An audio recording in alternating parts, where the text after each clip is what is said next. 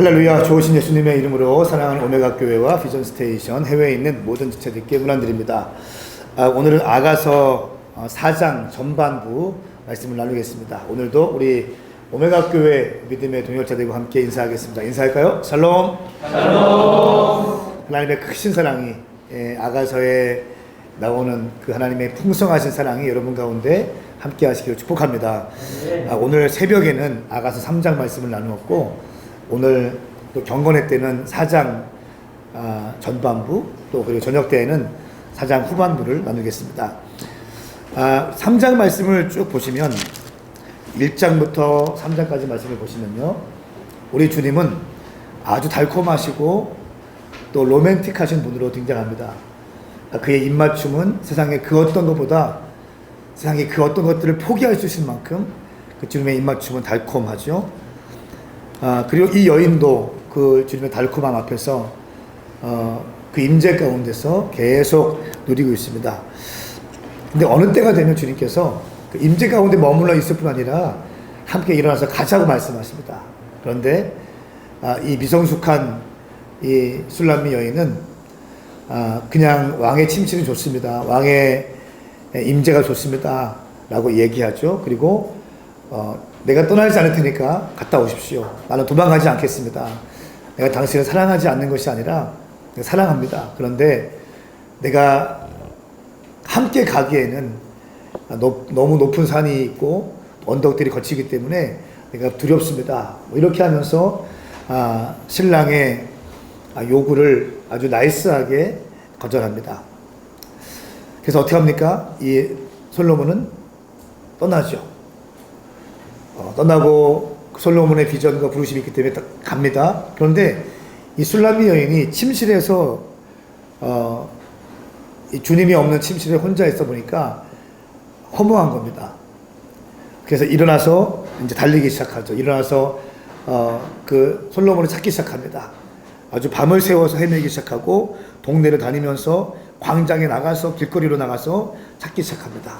찾으려고 하지만 만날 수 없습니다. 이때 주님께서는 우리에게 임재를 거둬가십니다.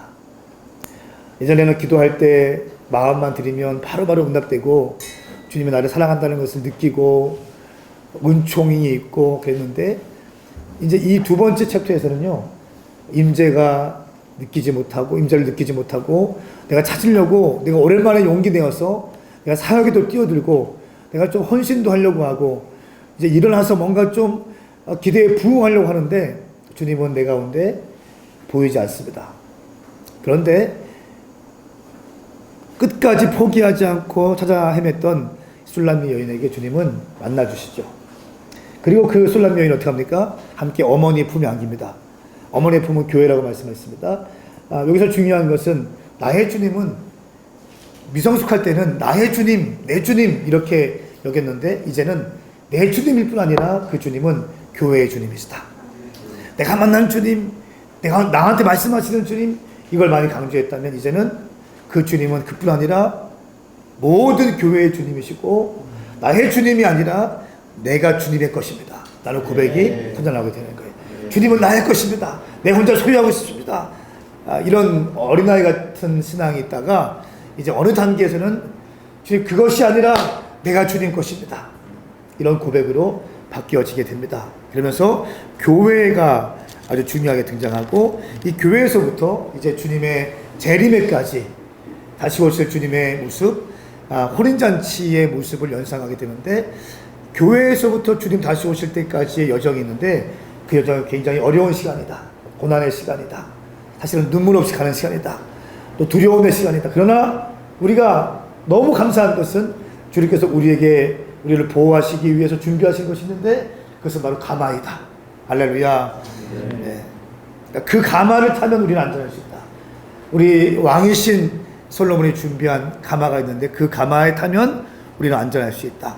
또 그 가마를 호위하는 60명의 이스라엘의 아주 최정예 부대를 준비해 놓으셨다라고 하는 것입니다. 주님 다시 오시는 그 순간까지 우리는 그 길을 가야 됩니다. 두려워도, 감정적으로 또 외로워도 그 길을 가야 됩니다. 가장 안전한 것은 우리가 주님의 말씀 앞에 예스하고 순종하며 그 가마에 올라탈 때 우리가 주님과의 아름다운 혼인잔치를 참여할 수 있게 되는 것입니다. 이것이 1장부터 3장까지 아가서 전반적인 스토리였습니다.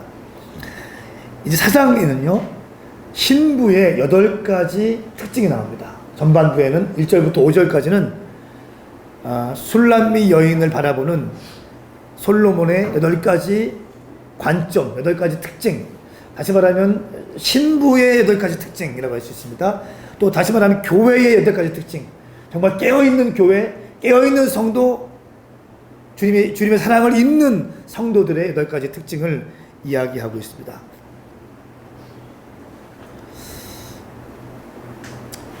그 6절 말씀에는 이제 드디어 이 여인이, 술람미 여인이 순종하기로 결정합니다. 모략의 산과 또 유향의 언덕을 오르기로 결정하죠. 그 다음부터 7절부터 15절까지 솔로몬이 그 고백했던 술람미 여인의 고백에 심장이 터지는 거예요. 그러면서 그때부터 너는 내 신부다라고 하는 단어가 처음 등장합니다. 신부라는 단어는 아무 때나 붙이는 것이 아닙니다. 신부의 영성은 아무 때나 붙이는 것이 아니에요. 내가 주님과 함께 기꺼이 고난받고 좁은 길 걸어가겠습니다 라고 하는 고백이, 마음의 고백이 있는 자들 가운데 신부라는 호칭이 붙는 것입니다. 십자가 지지 않으려고 하는 사람들이 있습니다. 많은 사람들이 십자가 지려고 하지 않습니다. 교회 안에 많은 사람들이 교회를 이용하려고 하고 은혜만 받으려고 하고 대가집을 하지 않으려고 합니다. 내 상처만 치유받으려고 합니다. 아직까지 미성숙하고 어린 1단계적 신앙이 있는 것입니다. 그런데 이제 이 여인이 유향산과 모략산에 올라가겠습니다 라고 고백할 때에 솔로몬이 드디어 그대는 나의 누이, 나의 신부입니다 라고 신부의 영성을 터뜨립니다. 이것이 신부의 영성이에요. 그러면서 15절까지 얼마나 솔로몬이 이 여인을 사랑하는지에 대해서 기록하고 있고요. 16절 말씀에는 이 술람미 여인의 아름다운 고백이 많은 사람들에게 알려지기를 원하는 마음들, 또 5장 1절에는 모든 성도들이 술람미 여인과 같이 되기를 바라는 마음, 솔로몬의 마음이 기록되어 있습니다. 여러분 이렇게 말씀을 쫙 풀어주시니까 좀 이해하기 쉽죠? 네. 보십시다. 4장 말씀을 나눌 때 저는 1절부터 5절까지 솔로몬이 술람미 여인에게, 이거를 마이크 비클, 아이압의 마이크 비클은 신부의 8가지 덕이라고 표현했습니다. 신부의 8가지 덕. 4장 6절 말씀은 신부의 결단, 헌신. 7절부터 15절까지는 솔로몬의 사랑 고백. 16절 말씀은 술람미 여인의 고백이 모든 사람들에게 알려지기를 원하는 마음, 이렇게 제목을 붙여보았습니다. 1절 말씀 보십시오. 함께 읽겠습니다. 시작. 내 사랑 그대여, 당신은 얼마나 아름다우시오. 너무나 아름다워요. 매일 넘어도 당신의 연극은 비둘기 같군요. 당신의 머리카락은 길르앗산에서 내려오는 염소떼와 같네요. 아멘. 1절 말씀 보시면 내 사랑 그대여, 당신은 얼마나 아름다운지요. 너무나 아름다워요. 이렇게 말씀하고 있습니다. 주님께서 이 여인이 아직 완전한 상태는 아닙니다. 헌신하겠다고 말도 안 했습니다. 그런데 주님은요, 당신을 볼 수 있는 가장 아름다운 눈으로 보시기로 결정하세요. 당신을 가장 아름다운 상태로 당신의 강점에 집중하시면서 당신의 최고의 모습을 보기를 결정하십니다. 당신의 작은 약점들, 작은 어떠한 흠들, 이것을 들추어서 고춧가루 막 뿌리시는 분이 아니라 당신의 가장 좋은 부분들을 극대화해서 보고 칭찬하시기 원하시는 분이십니다. 아직까지 이 술람미 여인은 그냥 완전하게 뭔가 한 것이 없습니다. 그렇죠? 입맞춤만 받았고 비전 테스팅했는데 순종하지 않고, 그러다가 외로우니까 헤매다가 만났고, 그냥 교회 가서 환상 보고 이제 신랑과 신부의 혼인잔치 보고 이게 전부예요. 그런데 주님께서 이 여인의 가장 아름다운 모습들로 보시기로 결정하고 표현하십니다. 그러면서 8가지 특성을 말씀하십니다. 신부의 8가지 특성, 또 교회, 깨어있는 교회의 8가지 특성이라고 할 수 있습니다. 첫 번째는 당신의 베일 너머 당신의 눈은 비둘기 같군요 말씀하고 있어요. 이런 비둘기 제가 어제 말씀드렸죠? 어제 어떻게 말씀드렸습니까? 일편단심의 상징이에요. 순결함의 상징이에요. 두 마음 품지 않습니다. 바람 피지 않습니다.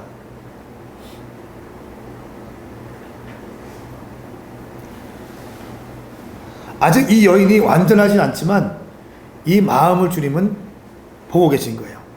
비록 두려워함이 있고 아직 헌신할 준비가 안 되어 있지만 아직 대가집을 할 준비가 안 되어 있고요. 아직 좀 연약한 모습이에요. 근데 주님은 그 여인의 눈을 보시는 거예요. 이 마음만큼은 주님을 사랑하는 거예요. 내가 주님께 다 드리고 싶고 정말 주님께 좀 이렇게 내가 기여하고 싶고 그런 마음들을 주님은 관통하십니다. 관통하시고 그 마음들을 보시는 거예요. 그러면서 당신의 눈은 비둘기 같습니다. 일편단심입니다. 나만 바라보고 있습니다. 때로는 흔들 때도 있지만 나만 바라보고 있습니다. 때로는 셀피시하고 이기적인 마음이 있고, 그러나 그 마음과는 다르게 마음속 깊은 곳에는 나를 향한 마음이 있는 것을 내가 알고 있습니다. 나를 바라보고 있는 마음 알 수 있습니다. 때로는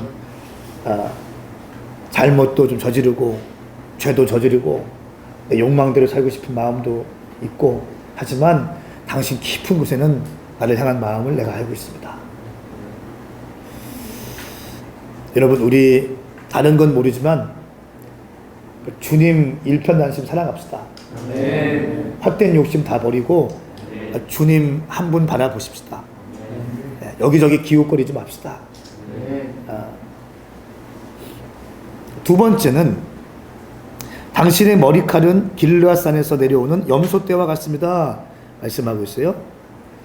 염소떼와 같은 머리칼, 머리털은 성경에서 헌신을 의미합니다. 헌신. 여러분, 그 나실인이 머리털을 밀지 않았습니다. 나실인은 인생을 주님께 다 드리는 겁니다. 특징이 뭡니까? 머리털을 밀지 않고 독주를 마시지 않고 또 뭐가 있죠? 시체를 가까이 하지 않고, 이런 그 나실인의 삶의 원칙이 있는데 이 머리칼은 헌신을 의미합니다. 완전히 하나님께 드려지는 삶을 의미해요.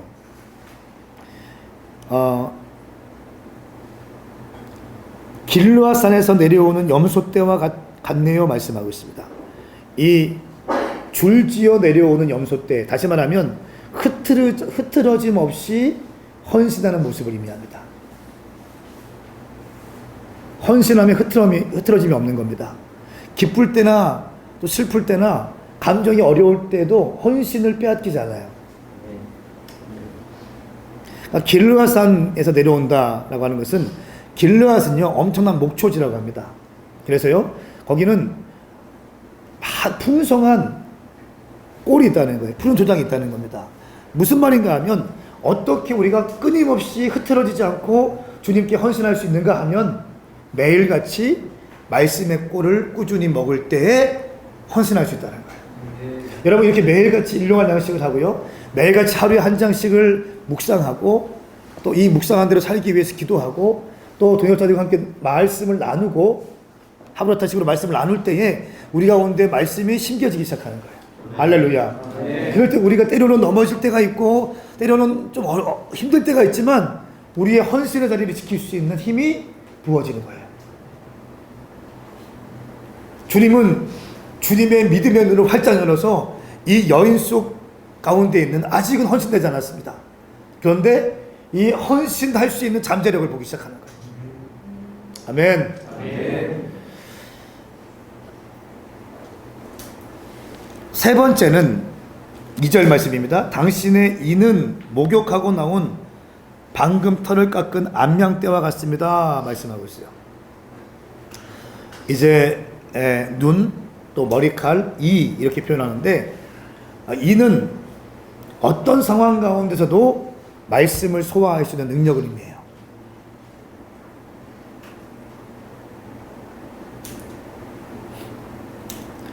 말씀을 깨닫고 하나님 말씀이라면 절대적으로 믿을 수 있는, 그리고 소화시킬 수 있는 상태.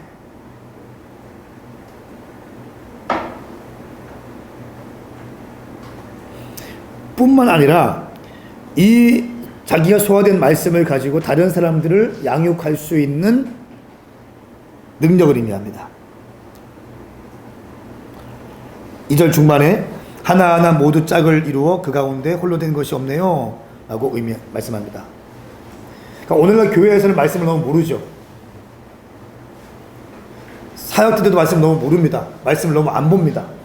설교할 때만 말씀 뒤적거립니다. 너무 이렇게 얕죠. 주님 말씀을 말씀대로 증거하는 것을 두려워해요. 왜? 성도들이 기분 나빠할까봐, 성도들이 마음 힘들어할까봐. 아니 그러면 목회 그만둬야지. 그러면 사역자의 길 가면 안 되지.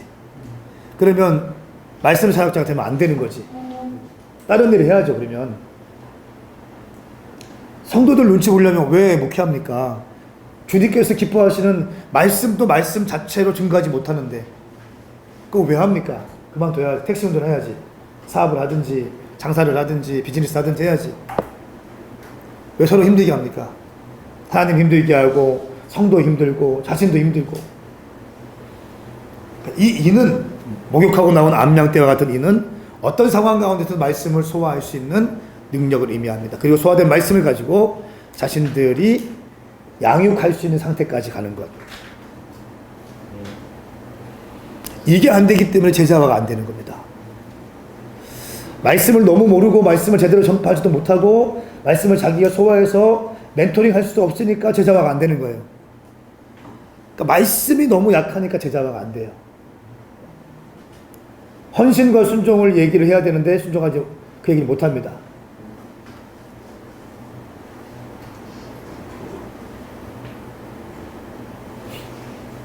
자, 네 번째, 그대의 입술은 새빨간 매듭 같고 말씀하고 있습니다.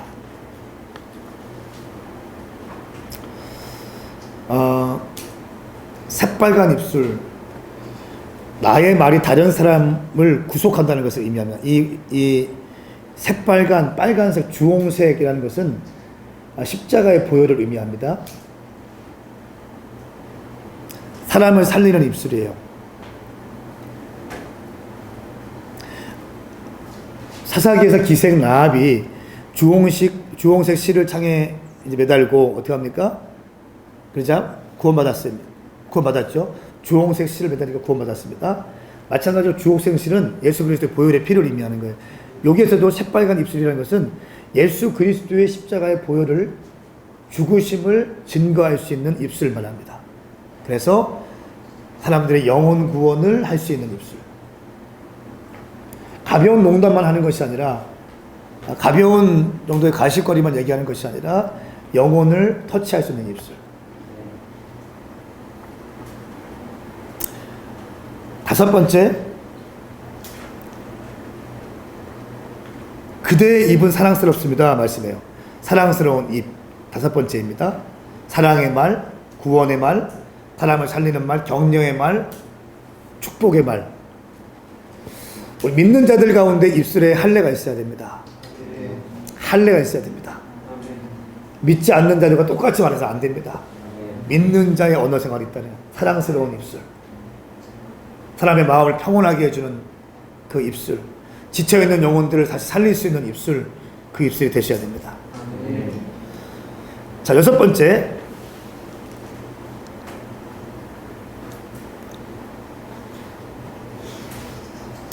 자, 그대의 뺨은 쪼개놓은 석류 한쪽 같아요 말씀하고 있어요. 쪼개놓은 석류 한쪽 같은 뺨. 뺨은 뭐를 의미한다고 했죠? 어제? 뺨은 감정을 의미한다. 감정. 우리가 감정이 얼굴에 그대로 좀 보이지 않습니까? 불구스러워지기도 하고 울그락불그락 하기도 하고 이 뺨은 감정을 의미하는데 석류를 쪼개놓은 뺨, 어떤 걸 의미할까요? 석류를 딱 쪼갰을 때 아주 선명하고 아주 분명한 색깔 있지 않습니까? 무슨 말인가 하면 주님 앞에서 아주 깨끗하고 분명하고 선명한 감정을 의미해요. 주님 앞에 설 때 정확한 마음의 상태, 나의 감정이 뒤죽박죽되고 울그락불그락하고 막 뒤섞여 있고 이것이 아니라 내 상황에 삶의 문제가 너무 많이 있다 할지라도 주님 앞에 서면은 그 마음만큼 그 순간만큼은 주님 앞에 온전한 상태로 드릴 수 있는 그 마음. 근심이 너무 많고 또 삶의 무게가 너무 어려운데 예배 드리러 올 때만큼은 나의 마음을 정리하고 평정심을 유지하고 주님 앞에 진실된 마음으로 반응할 수 있는 거. 내 기분의 감정과 관계없이 내가 주님의 일을 섬길 때에는 최선을 다해서 맡겨진 사역을 정확하게 감당할 수 있는 그런 마음 상태. 저는 우리 청년들 가운데 이런 태도를 준비되기를 축복합니다. 네. 석류를 쪼개 놓았을 때 아주 선명하고 분명한 칼라처럼 주님 앞에서의 이런 마음. 때로는 실패하기도 하고, 때로는 넘어지기도 하고, 때로는 죄를 짓기도 하고, 때로는 미성숙하기도 하고 하지만 주님 앞에 설 때만큼은 흔들리지 않고 섞이지 않고 아주 퓨어한 상태로 순전한 마음으로 주님 앞에 설 수 있길 바랍니다. 네. 자, 7번째.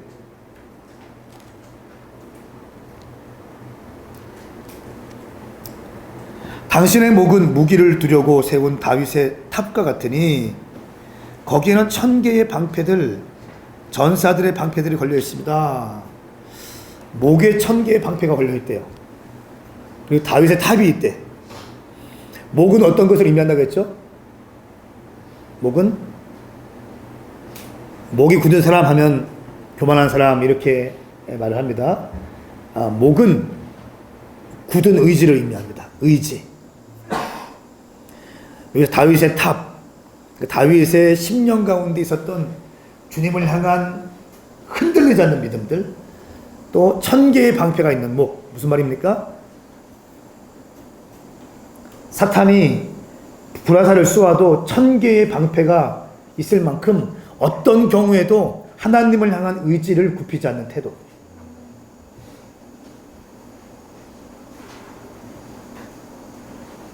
절대적으로 흔들리지 아니하는 의지. 나는 순종만큼은 빼앗기지 아니하리라. 나는 헌신만큼은 실패하지 아니하리라. 나는 내 입술에 사람을 살리는 언어를 사용하리라. 나는 절대로 부정적인 말을 하지 아니하리라. 나는 감사의 보자기로 내 인생을 덮어가리라. 한 번뿐인 인생 나는 주님 앞에 쓰임 받으리라. 라고 하는 아주 결의에 찬 의지를 말합니다.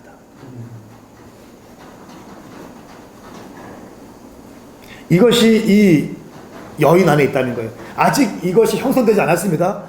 주님께서 믿음의 눈으로 이 여인 속에 감추어진 것을 지금 계시하고 있는 겁니다. 여러분도 마찬가지예요. 나는 너무 부족하고요. 나는 아직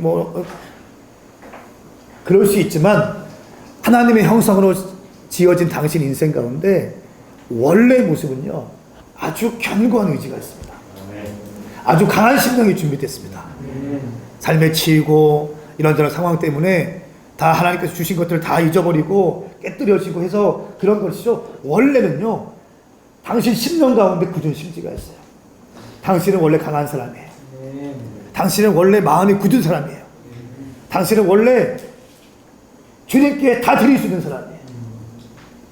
당신은 약한 사람이 아니에요. 원래 이런저런 삶의 상황 가운데 이리 흔들리고 저리 흔들리고 이런 때가 묻고 저런 때가 묻기 때문에 그런 거지, 지금 주님께서는 그 당신의 여러 가지 더럽혀지고 왜곡되어 있는 모든 것들을 다 털어내시고 창조될 때 당신의 원형의 모습을 보시고 말씀하시는 거예요. 할렐루야. 네. 당신은 굳은 사람입니다. 당신은 강한 사람입니다. 네. 우리 한번 인사하시겠습니까? 당신은 심지가 굳은 사람입니다. 시작. 당신은 쉽게 넘어지는 사람이 아닙니다. 아멘입니까? 주님께서 당신을 지켜보시는. 네, 이것은 여러분, 이것은 그냥 주어지는 것이 아니고요. 당신이 훈련하셔야 됩니다. 개발되셔야 돼요.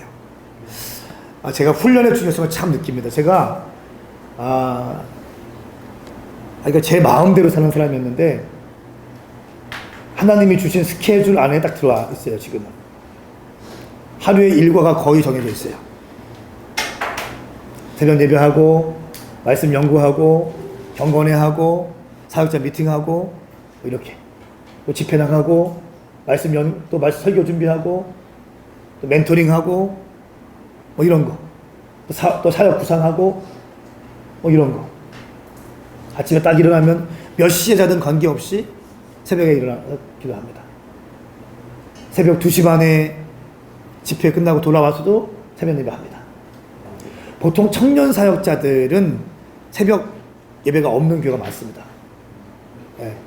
여러분 그거 잘 기억하세요. 청년 교회 요즘에 막 좀 이렇게 예배나 좀 앞서가고 문화 콘텐츠를 따라가는 교회들 가운데 새벽 예배가 없는 교회가 되게 많습니다. 근데 우리는 새벽 예배 늘 해요. 할렐루야. 이것도 제가 훈련되어지는 거예요. 이영환 목사님 만나면서 목회는 이렇게 하는 거구나. 목회는 그냥 가볍게 문화적인 콘텐츠 갖고 비전만 가지고 하는 게 아니라 엎드려야 되는구나. 주님과 약속 시간 지켜야 되는구나. 영적인 분위기를 만들어야 되는구나. 언어 생활을 해야 되는구나.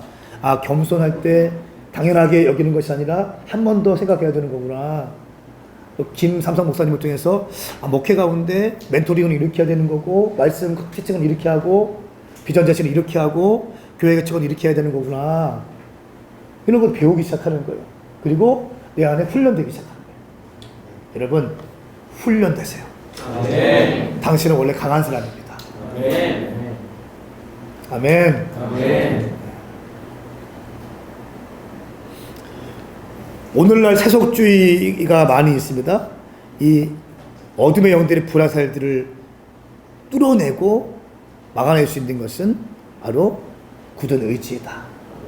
세속주의로부터 여러분들을 보호하십시오. 자, 8번째입니다. 그대의 두 젖가슴은 백합화 사이에 풀을 뜯는 두 마리 쌍둥이 노루 같아요. 말씀하고 있습니다. 두 젖가슴. 개역개정 말씀에는 이 말씀이 유방이라고 나와 있습니다. 유방이라고 나와 있는데 유방은 다른 사람들을 먹일 수 있는 능력을 의미합니다. 가슴은 다른 사람들을 먹일 수 있는 능력을 의미합니다.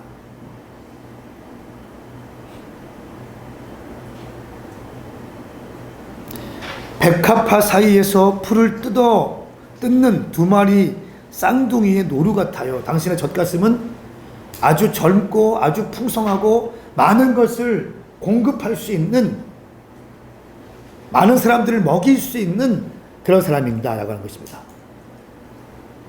다시 말하면 당신을 통해서 많은 사람들이 양육되어져야 되고 공급되어야 된다. 당신은 다른 사람들을 먹여야 되고 양육하고 성장시켜야 된다는 것입니다. 다시 말하면 당신을 통해서 제자들이 배출돼야 된다. 당신은 그런 사람이라는 거예요. 당신은 먹일 수 있다는 거예요. 당신의 젖가슴은 많은 사람들을 먹일 수 있는 가슴이라는 거예요. 할렐루야. 예, 이 모든 것들이 개발되어지는 거예요. 사실은 가려졌지만, 덮여졌고 왜곡됐지만 주님께서 이것을 다 푸시고 있는 겁니다. 지금 가려진 것들 다 열고 계신 겁니다. 당신의 원래 모습을 지금 말씀하시고 있는 겁니다. 자, 이런 8가지의 신부의 모습, 8가지의 교회의 모습, 그러니까 이 신부 또 교회 특징은 뭡니까? 아주 주님을 향한 정확한 마음이 있고 많은 사람들을 먹이고 축복된 말을 하며 정렬되어져 있고 헌신되어져 있고요. 그렇죠? 일편단심이다. 이것이 교회의 모습이어야 하고 이것이 오늘날 성도들의 모습이어야 된다는 거예요. 할렐루야. 이런 예수님의 이런 솔로몬, 지금 이 말씀은요, 솔로몬이 술람미 여인에게 한 말이고 하나님이 교회에게 하신 말씀이고 또 주님께서 오늘 여러분에게 하신 말씀입니다. 이 말씀을 들은 술람미 여인이 드디어 결단하기 시작합니다. 6절 말씀 함께 읽겠습니다. 시작. 나의 저물고 그림자가 사라질 때까지 나는 모략의 산을 위양의 언덕을 오르겠습니다. 네. 아멘. 드디어 이 축복의 말씀을 들은 다음에 내가 모략의 산을 올라가겠습니다. 유황의 언덕을 오르겠습니다. 라고 고백합니다. 모략은 십자가의 길을 의미합니다. 고난의 길을 의미합니다. 헌신의 길을 의미해요. 그러니까 내 인생 다할 때까지 이제 내가 주님의 길을 걸어가겠습니다. 십자가의 길을 걸어가겠습니다. 드디어 이 고백을 하기 시작하는 거예요. 그전에는 헌신을 몰랐습니다. 받기만 했습니다. 임재만 얘기했습니다. 그렇죠? 안락함만 얘기했습니다. 그런데 이제는 내가 십자가의 길을 걸어가겠습니다. 라고 하는 것입니다. 오늘날 많은 성도들이 십자가의 길을 걷지 않으려고 합니다. 힘들면 다 포기합니다. 그런데 정말 신부는요, 십자가의 길을 걸어가는 사람이에요. 순교적 삶을 사는 사람이 신부입니다. 신부라고 하는 이 이름이 붙여지기 위해서는 십자가의 삶이 반드시 있어야 돼요. 순교적 삶이 반드시 포함되어야 신부라는 말을 붙일 수 있는 겁니다. 근데 이 신부의 삶, 이 십자가의 길, 이 모략의 산을 어떻게 갈 수 있습니까? 중보적 예배의 삶으로만 갈 수 있는 거예요. 그렇기 때문에 내가 유향의 언덕을 오르겠습니다라고 고백하는 거예요. 여기서 말하는 유향은 주님을 향한 중보적 예배의 삶을 의미하는 겁니다. 중보가 가능할 때, 중보적 예배의 삶을 가능할 때 우리는 모략의 산, 이 헌신의 산, 십자가의 산을 넘어갈 수 있는 것입니다. 여러분, 오늘 말씀 마무리하겠습니다. 8가지의 신부의 특성을 말씀했고요. 이 신부는 드디어 모략의 산과 유향의 언덕을 오르겠습니다 라고 결정합니다. 다시 말하면 이제 신부가 첫 번째 해야 될 것은 순종입니다. 아멘. 할렐루야. 아멘. 드디어 순종하겠다고 얘기하는 거예요. 그리고 이 신부는요, 점점 성숙해집니다. 그리고 이 결단, 이 순종의 결단을 한 술람미 여인에게 솔로몬이 이렇게 얘기합니다. 내 누이요, 내 신부이다. 신부가 여기서 처음 등장합니다. 첫 언급의 원리를 여러분 아시죠? 첫 번째 단어가 등장했을 때 전후 문맥을 통해서 그 단어의 성경적인 의미를 찾는다. 신부의 성경적인 의미는 십자가의 길을 걸어가는 것, 중보적 예배의 삶을 살기로 결정하며 순종하는 자들 가운데 붙여지는 겁니다. 저는 사랑하는 여러분들이 오늘 이 말씀을 통해서 정말 신부된 삶을 살아갈 수 있기를 축복합니다. 당신 가운데 8가지의 축복이 있습니다. 8가지의 신부의 특징이 심겨져 있습니다. 당신은 약하지 않습니다. 당신은 아주 심지가 굳은 사람이고, 당신은 매력적인 사람이고, 당신은 헌신된 사람이고, 당신의 눈은 주님만을 향해 있는 사람입니다. 이 모든 것들, 혹시 덮여있고 왜곡되어 있고 뒤틀려 있는 모든 부분들 우리 주님께서 털어내시고 바로잡고 싶어 하십니다. 오늘 말씀을 듣는 모든 분들 가운데 회복의 역사가 일어날지어다. 기도하겠습니다. 주님 감사합니다. 이 말씀이 오늘 말씀 듣는 모든 성도들, 동역자들 가운데 임하게 하여 주시옵소서. 감사드리며 예수님의 이름으로 축복하며 기도하옵나이다. 아멘. 여러분, 오늘 이 말씀이 여러분에게 도움되셨다면 좋아요와 구독을 눌러주시고요. 이 말씀이 꼭 필요한 사람이 있다면 공유 부탁드리겠습니다. 저는 다음 주 월요일에 인사드리고요. 오늘 아가서 4장 후반절 말씀은 9시부터 시작되는 우리 불타는 심령 기도회를 통해서 말씀을 증거하겠습니다. 그리고 월요일에는 아가서 5장 말씀을 가지고 인사하겠습니다. 오늘도 승리하십시오. 샬롬. 샬롬. 하나님께서 창조하실 때 마지막으로 인간을 지으시고 보시기에 좋았다라고 말씀을 하셨는데, 예수님께서 나라는 존재를 보면서 하나하나 칭찬해 주시는 관점으로 보았습니다. 그래서 성경을 보는데 이렇게까지 나를 사랑스러워 하신다고? 라는 생각이 들어서 막 내가 하나님의 걸작품이다 라고 하는데, 저의 낮은 자존감을 생각하면서 조금 머쓱하면서 이 말씀을 본 것 같아요. 그래서 특별히 좋았던 부분을 사람들이 흔히 말하는 언어로 칭찬하지 않았고, 세상 사람들은 막 눈이 커서 예쁘다, 막 코가 오똑하다, 입술이 앵두 같다, 머리가 찰랑거린다 이런 식으로 칭찬하는데, 그게 아니라 정말 하나님만이 알아들으실 수 있는 칭찬으로 미의 기준이 딱 인간이 정해놓은 것을 느끼면서 하나님은 우리를 외적으로 역시 판단하지 않으시고 우리를 그냥 있는 모습 그대로를 사랑스러워 하신다는 것을 느꼈고요. 그리고 저는 6절에 언덕을 오르겠습니다. 그리고 8절에 계속 함께 가요, 함께 가요. 그리고 사자굴의 표범에 내려오세요. 이 말씀을 보면서 마치 오르겠다는 게 먼저 올라오셨고, 그 다음에 함께 가요, 함께 가요 하는 모습이 엄마가 어린 아기를 데리고 내가 먼저 시범을 보일 테니까 나를 따라해봐 라는 느낌이 많이 들었고요. 그래서 그